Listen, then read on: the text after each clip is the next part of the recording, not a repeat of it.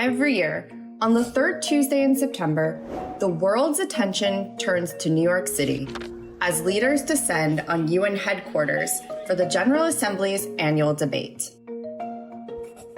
But what is the UN General Assembly, better known as the UNGA or UNGA? And why all the buzz in September?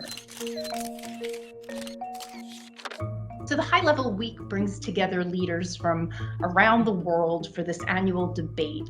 And it's an opportunity for countries, powerful and not so powerful, big and small, to stand on the world stage and talk about the issues that matter to their governments and to their people, like climate change, like sustainable development, like COVID, or conflicts in their region. And it's also an important opportunity for leaders to meet formally and informally in New York, and sometimes breakthroughs can happen from that kind of contact. The UNGA is kind of like the world's parliament, with each of the 193 members of the UN represented by one vote. The Assembly's president rotates each year and is elected by UNGA members. UNGA discusses and debates issues, makes recommendations to the more powerful UN Security Council, and elects the rotating, non-permanent members to the Security Council.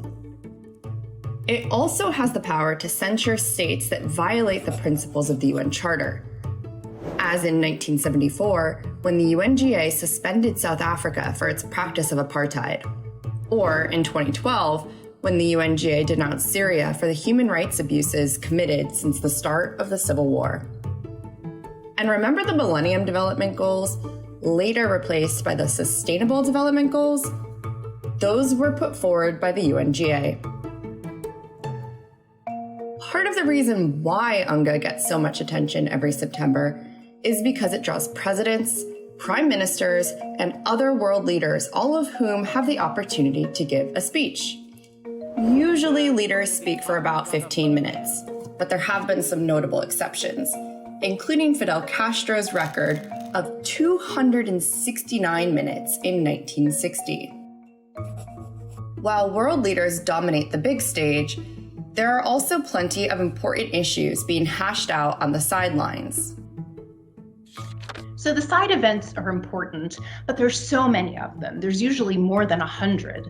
And, with all the speeches going on in the General Assembly Hall, it's just so much to physically be at during that week. So sometimes they get a little bit lost in the noise of the main events.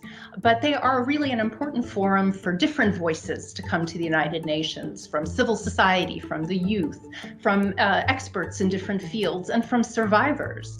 And they get their voices heard by policymakers and diplomats, and that's important. Often, the UNGA creates an opportunity for activists, celebrities, and politicians to bring attention to important issues. Like in 2021, when the South Korean boy band BTS kicked off the high-level gathering with a performance and speech about climate change, digital communities, vaccines, and the power of younger generations. And in 2019, when Greta Thunberg demanded that world leaders take action to cut emissions. You are failing us, but the young people are starting to understand your betrayal. The eyes of all future generations are upon you. And if you choose to fail us, I say we will never forgive you. For the journalists, it's the busiest week of their UN calendar year. And it's early hours to late nights and running around the building trying to chase diplomats and leaders and break news. We get between 1,000 and 2,000 journalists in a typical year coming from around the world with their presidents and their prime ministers, and separately covering all the events at headquarters. So it's a big reunion for some of us journalists. We see reporters we haven't seen for a really long time, which is nice, but it's also a really, really hectic week for reporters, toiling from early hours to late at night, processing all those words those leaders say.